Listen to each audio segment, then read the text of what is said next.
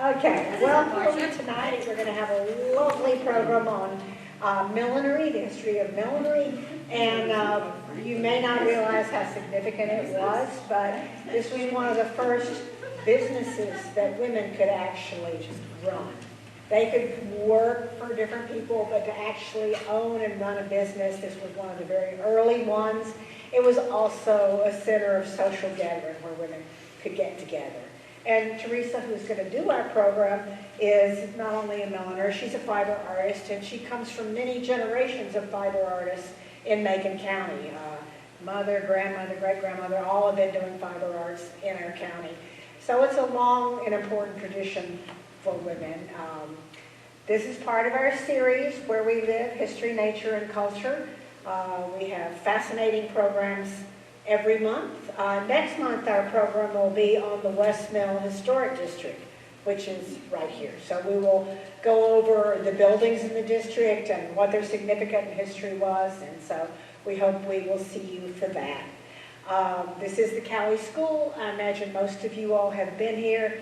If not, please go to our website. We have just constant wonderful activities here. We have a lot of artists in residence who offer wonderful classes. We have free community art days. We have festivals.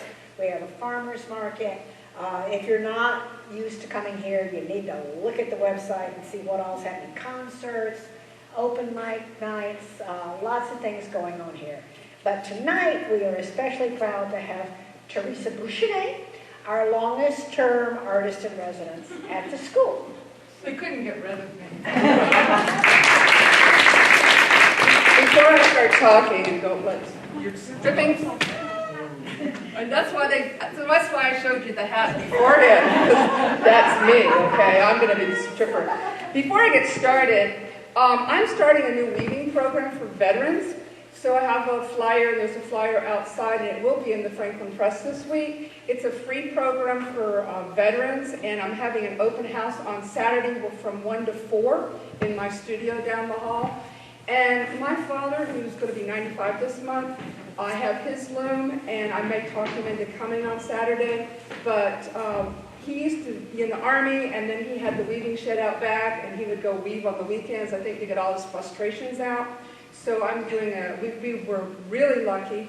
The school won a grant from a company out of Boulder, Colorado, Shack, and they gave us 5 looms. And so I have the looms, so now it's time to start using them, and the looms were for therapeutic weaving for veterans. So it is totally free, and if you know anybody, and if they can't come Saturday, they can just contact me later about the program. And Teresa's a veteran. And I'm a veteran. I was in the Air Force. My dad was Army, my brother and I did Air Force. So that was my tidbit. So if we probably can slide the light down a little bit, then I can start. And like Susan said, millinery was one of the few things that women actually could do. And back in the, and for me, I'm hooked. I'm sorry, my husband is here. My friend Frances is here tonight, and she went and took the picture. The Women's History Trail has a plaque on Main Street having to do with the millinery shop on Main Street. When I was visiting the Historical Museum, they told me that they thought next to the Historical Museum on Main Street was a tailor shop, and upstairs was a millinery shop. So there may have been more than one millinery shop. And because in the 18th, 19th century, early that period, as we got more people coming into the area, people wanted to look nice, and so therefore more millinery shops opened up. So why did I become a milliner? Well, I've been making hats since high school, and I have at least one of my mother's hats back there on the table. And if you have grandmothers or mothers, my mother's 94, they always wore hats to church, and they always used to make their hats to match their clothing. So that's why I wanted to show you my woven jacket, and now I have a fur felt, very expensive hat to go on top. Will I be making fur felt hats to sell? I don't think so. Just the raw material was over $80. So I don't think my market here will let me have that. But what's nice about being a milliner is you don't need heavy equipment. you need a teapot, you need an iron, you need things like that. So it really made it a lot easier for women to become milliners because they didn't need a lot. The other thing nice about it is back in a long time ago, you could be married and be a milliner. You couldn't be a school teacher and be married. Frances is here, and she was telling us yesterday, her mother was an extension agent. She was an extension, worked for the extension office, right, Frances? And when she got married, she had to give up her job. So being a milliner was something that you didn't have to give up your job for. And you could pass it down to your children. And most young women learned to hand stitch and learned a lot of the needlework. I just finished attending an international millinery conference. Now, I was very lucky. People came from all over the world, but it was in Gatlinburg for me. Now, granted, I came down on Thursday morning before the storm hit, and some people from England went to Asheville and got stuck, and they made their local paper for being stuck in the hurricane. But it was something that young women were learning how to do handwork and hand stitching. So therefore, it was a really nice way for them to make a living. So not only could they work from home, or they could work in a studio or a shop. The one that we just looked at the slide, the local lady that had the shop, it was her father's store. And so she actually set up a millinery business there. I am not one to read slides, just so you know. So that's why the slides are up there. I hate going to a program and the person's reading the slides and I'm thinking, nah, let's just talk it. Okay. Now, believe it or not, a long time ago, they still had fashion magazines. They still had newspapers. And even though these women lived very remotely here, they still wanted to look stylish. So they would get patterns in some of the magazines. When I was living in England, they didn't have patterns. Like, you know, if you go to the fabric store here and you want a pattern, you could get a pattern. Well, when I lived in England in the 90s, they didn't have patterns in their fabric stores. They were in their magazines. So a long time ago, that was the same thing. The patterns would be in the magazines, and then they would do it. And they wanted to make everything look nice. I have a really nice collection. I don't think Catherine got here, but she dropped off 4 hats. She's probably our expert on historical hats and historical clothing. And she's got a historical cloche back there. And I even have the blocks to make cloche. So the hat I have on tonight actually was made on this wooden block back here. It's called a puzzle block. So when I finish talking, I'll show you this block and how it works. I have blocked a hat in my studio, so hopefully you guys will come down to my studio afterwards. One of my instructors at this conference, she actually makes hats for Disney. So like Disney in Japan and Disney all over different places. And her big period is the Pride and Prejudice period, so that's her area in which she makes all those bonnets with all the lace and all that. But I took 2 classes from her, and the one class was this hat. I really wanted to do this hat. She had it done in different materials. So originally materials might have been buckram, which is kind of a heavy woven material. You can actually dampen it and shape it, and she had one covered with silk and satin. So even though I did the fur felt one, I do want to make another one in this style. Did it take a long time? Oh yeah. Was it really complicated? Yeah, but then that's kind of how my brain works. It likes things complicated. But she did an article, and I have a copy of her article, where, because she's made for films, she lives in Oregon now, but she used to live in California. She's called upon to do for theater, to make that type of hats, because there's a whole different market for a theater. So as hats kind of fell out of favor in the 60s, they are coming back, but she made a lot for movies and stuff. Now, if you see these hats in the next few pictures, they're very large. And thank you very much. What was your name? Cynthia. Cynthia brought me one of her big hats with a very large hat pin. So they were deadly weapons, but at the same time, way their hairstyles and the way these hats are, if you didn't have a pin to stick it in, it wouldn't stay on. I think a lot of people don't realize, like when they see Princess Kate, they don't realize that she actually has an elastic band underneath her hair in the back, or a comb. The Queen always wore the same hat shape. It may have been different colors, different fabrics, or different styles, but the hat block was always the same. So if you ever saw pictures of the Queen, you would notice that her hat shape, because that's the shape she liked. I have one similar back there with the brim and the crown, so that I can change it out, so I can make it in different shapes. But a lot of people don't understand how the fascinators work, so they have combs in them, and they also have bands that hold them on. They also have headbands. Now for me, the hat I was going to wear tonight has a headband. I swear it squeezes my brain. I don't have much of a brain as it is, but it does squeeze it, so I do not like to wear them. Let's see here, I'll do on the next slide. Okay. This is one of the local ladies from Highlands that I break them. See, this is why you guys don't give me things, because I'll break them. She actually is my brother-in-law's great aunt, and she lived in Highlands, and these pictures were taken when she went to Chicago. Now, if you and I went to Chicago, most likely we'd fly. For them, I'm pretty sure she took a train, but it still was quite a thing in a lady to do, like in the early 1900s, maybe like 1901, something like that. And this would have been the clothes that she would have worn. Can you imagine how uncomfortable that would be? Yeah. So these are some other ladies. They're all the Zellners. They all lived in Highlands. And my sister gave me the photographs, but just see how cool their hats are. And also think, they're very petite people.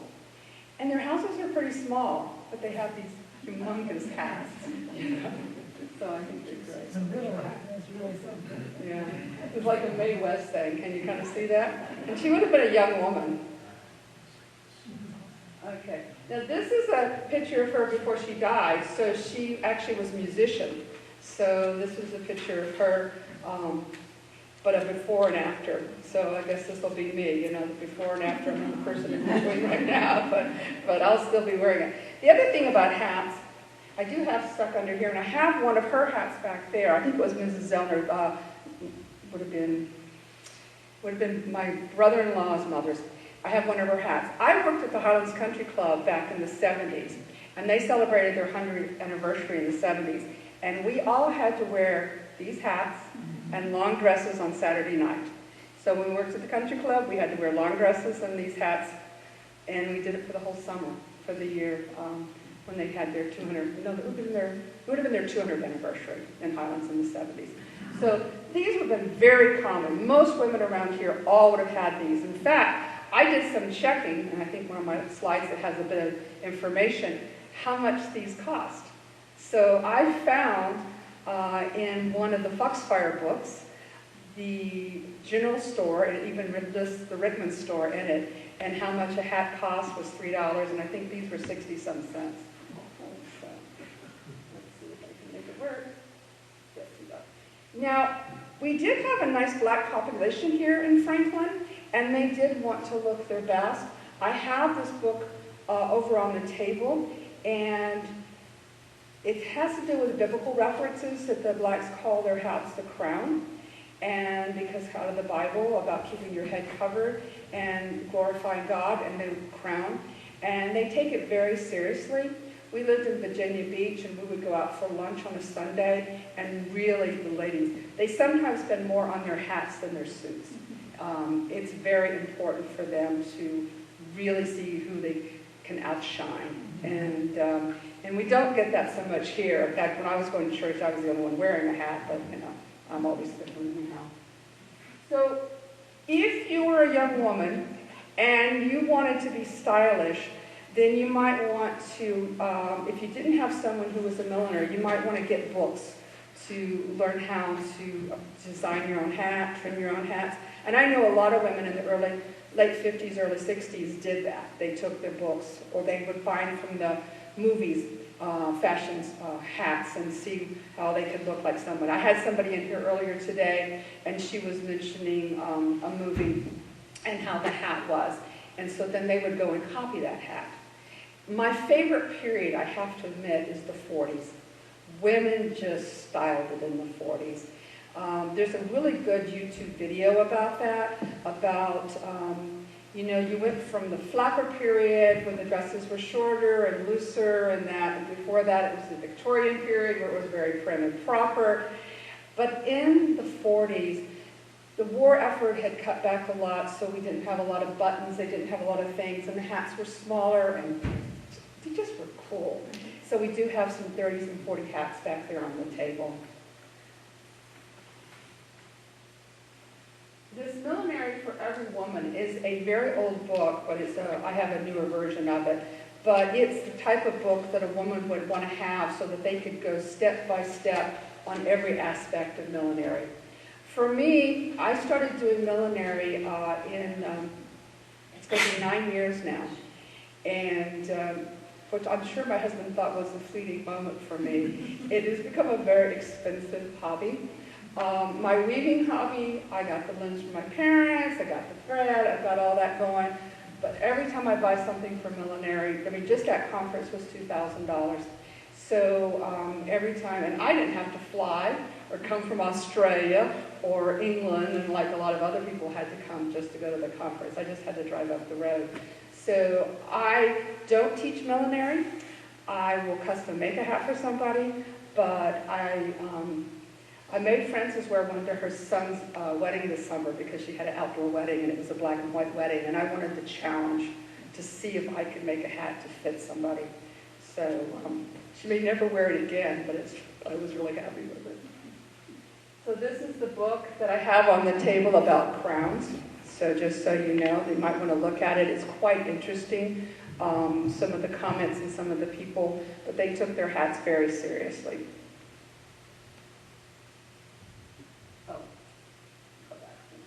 So even today we have our baseball caps, but even back then, my mother was on the first women's basketball team here in Franklin. And they didn't have hats for basketball, but for the baseball and things like that, they did have hats. And this happens to be, my mother is on this side with her sisters. And this would have been 1964. Some of us would remember 1964, where you had to do the hills and the gloves and the purses. I was first went through officers training in the summer of, I graduated from 1980, so 79, something like that. And they gave us a list of clothes that we had to bring to the summer training. And we were in co-ed dorms and that type of thing. But we had to bring cocktail dresses, no jeans, and just to be the rebellious person that I was, I wore jeans on the plane because I was living in Denver going to school there, and of course my luggage got lost. And of course, you know, the next day you've got to report, and you're supposed to report as if you're going for a business interview. Luckily, my luggage was found before I had to report, but it was a whole list of what we had to wear. And I was enlisted in summer of '76, and we didn't have fatigues, but we did have a hat very similar to this one because it was styled after Jackie Kennedy's hat. And I still have that thing about you don't wear a hat after 6. But you can wear a hat outside and you wear a cocktail hat. But some of us are old enough to remember when we wore the gloves and we wore the hat. And so I just think it's... My mother's dress, her suit, she always made her own clothes, and it's a boat pattern, and it's Thai silk, because my dad had just come back from Thailand. So, let's see. We're just about done. So this hat block here is called a puzzle block, and I have it over there. I did take a puzzle block class during my conference, and one of the things I learned, I have 2 puzzle blocks. I would like to have a third, but you know I can't justify it. But when you take the pieces of wood apart, there's actually newspaper print, and they're actually made in New York, and the people that were cutting the blocks to make them put the newspaper print to keep the pieces from sticking together. So this hat was on that one. And learning how to block them, when I first blocked them, Frances and them probably saw me, it kind of had a cool brim, and I kind of liked the brim. I thought, well, that kind of big hat with a brim, but technically when I took the class, she said, no, it's a beret, so you cut the brim off, so you have to cut the felt, and you have to turn it under. But if you don't know what the style of the hat is, it's a little hard to imagine what the finished piece is going to look like.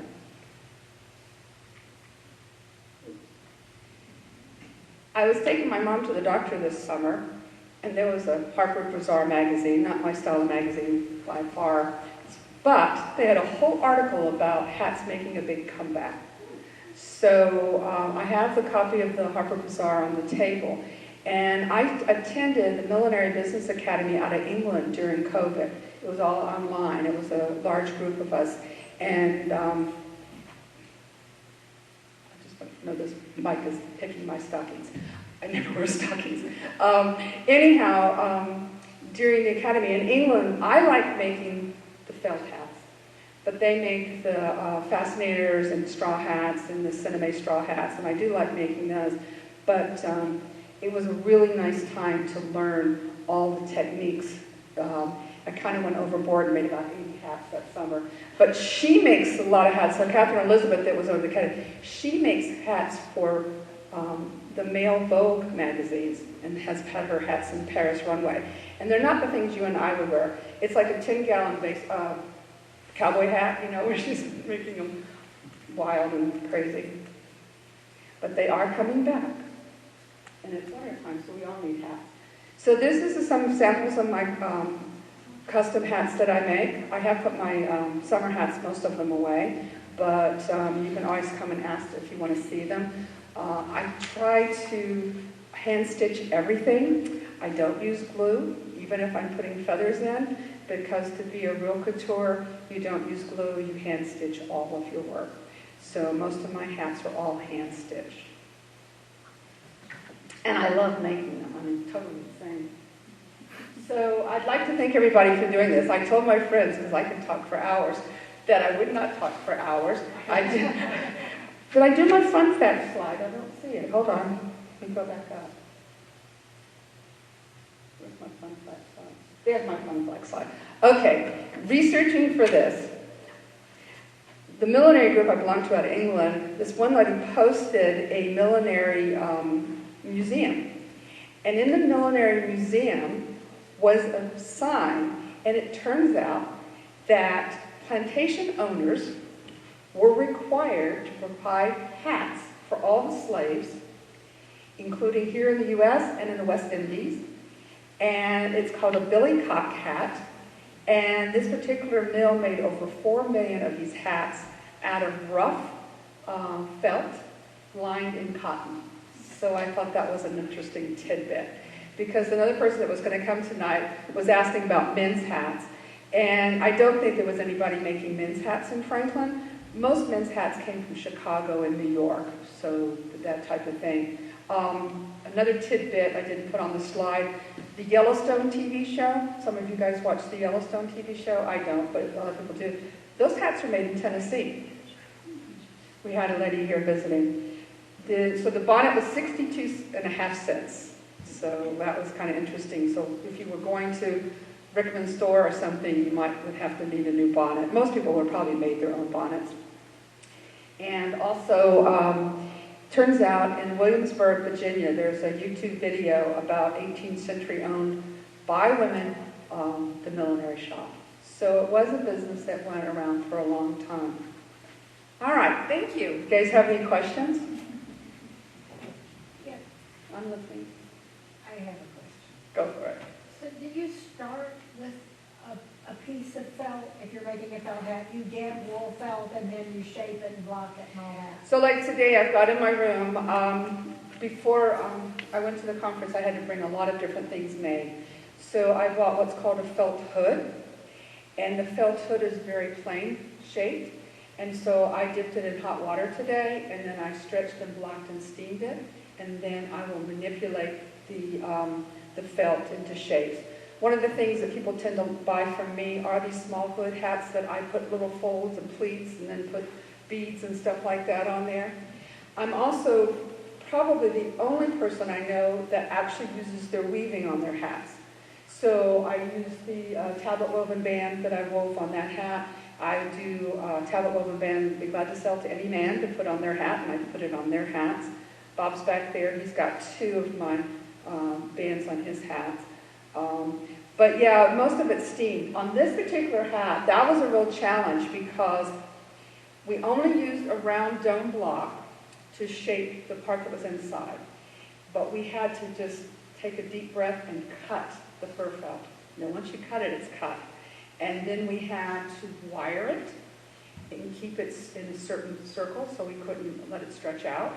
On this hat, I really messed up on it a couple of times because you put it on the block and then you pull the puzzle pieces out so that it will keep its shape. And then you turn under the edge. Well, like an idiot, I took a damp handkerchief and a small iron to turn under the edge. Well, what do you think I did? I steamed it out of shape. So then I had to wet it again, and I had to put it back on the block and start all over again. And then I usually stiffen my hats with the water-based stiffener. So when they talk about the Mad Hatter, they were mad because the chemicals in the stiffeners that they used for those hats were very, very toxic. So I use a water-based stiffener. A lot of people use PVC glue that they mix with water and they put in there to stiffen their hats. But the lady in Oregon has a really nice spray that I can use. But I do spray it outside, and probably should wear a mask when I do it. But I don't. Mad Hatter. So I'm not too mad as it is. But I thought what was interesting about the billycock hat, because I'd never heard about that. And it was just a derby with a little bit wider brim on it. So that's all it was for that. So do you have any more questions? Yes? Have you done, or would you consider doing hats for the theater at different periods? I would like to do more. I have some of my books here and more books there. I have a huge, and then the girl, Mella, that I took classes from, is the same age. In fact, we both turned 70 this year, so we're the same age. And we've been communicating together. She does a lot for the theater. And doing it for the theater, the only problem with the theater hats is they have to be more sturdy because they kind of get thrown with costume changes. So they can't be as delicate. And a lot of times you have to use different wiring inside to hold them on with the wigs and that type of thing.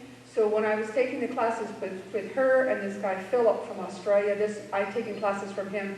This was my third time going to Millinery meetup, and I took classes from him before. He does a lot of operas in Australia. He lives in Melbourne. And so he talked a lot about the different wirings inside that you have to do for the hats, for that type of thing. But I'm addicted to it, so now the problem is I just have to sell them, because Bob's the tax man and he makes me inventory them every year. And I have to write down, like, how many did I really make, and how many are just partially made and I don't have the count. So, but yeah, I would consider that. I'm slow. Like, I'm very happy with this hat because the stitching inside is impeccable.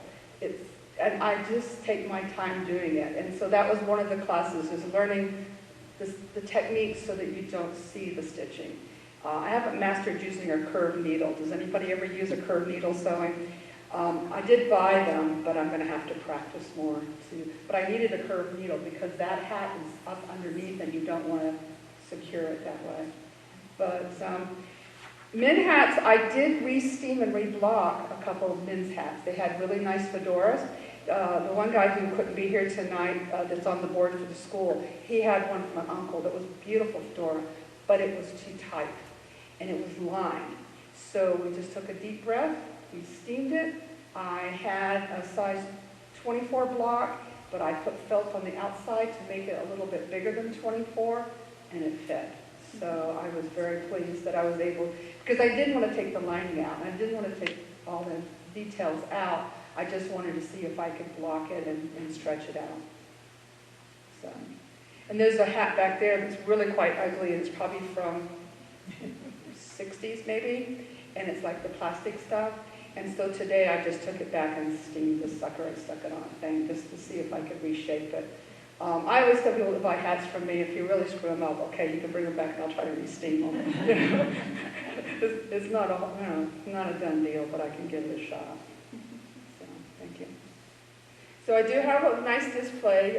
Catherine even brought a fur hat from the 60s. I told her it reminded me of Hogan's Heroes. I just watched the Hogan's Heroes where the lady was the Russian lady with the Russian hat and stuff. She is the real expert on what the different styles are. A lot of them back there are 30s and 40s, a few 60s. And then what would you say your hat is? 50s, maybe. Maybe late 50s. Yeah, I think maybe late 50s, because it has the thing. The thing is, hers has a very low crown. And so with the low crown, it won't fit down your head like that one did. See, that looks like a low crown, but there's actually a hat underneath it. And so it fits down on your head. So you have to have the hat pin in order to hold it on. And so with the combs, they're used a lot, and the elastic and that type of thing.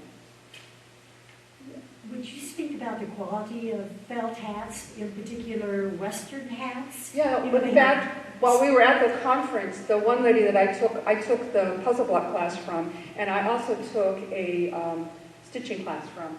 She was doing the Western felt hats. So the Western felt is a much thicker felt than this one. So they had the Western felt, and I was really tempted to buy some. They're shaped, they look like a hat, but they always tell you they're shaped like it. They're not the hat until they're steamed and blocked and brought down. But I have some larger brim hats back there, and I cannot make them small enough. My market seems to be people with large heads or tiny heads. And the way these things come in, you can only shrink them so far. Now the hoods I can shrink really pretty down. I have 19 as my smallest size. But the Western ones, I looked at it and I told my husband, I said, God, I could buy this and block you a hat, but I would not be able to shrink it small enough to fit most people's heads. But they did, if you've ever watched those videos where the guys are whipping out the hats and the really thick ones and then they set fire to it, she set fire to one. And the reason they set fire to it is they put the lighter fluid on it and they set fire. It takes all the fuzz off.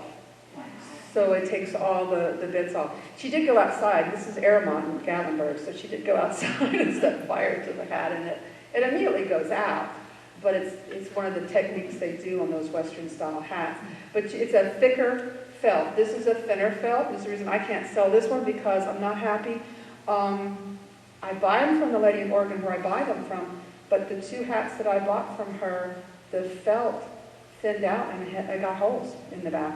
So I covered the hole up, but the point is I wouldn't sell something that had a hole in it. So I have a really cool red one in my room that was done on a different puzzle block that will also be mine, but the same thing happened. It had 2 holes when I stretched it, so I was not a happy camper. There is a company in England that has really good felt, and you have to just sort of look, because I bought felt from another reputable milliner supplier, and they were black, and all the color turned to gray. It wasn't color fast. So you really have to be careful.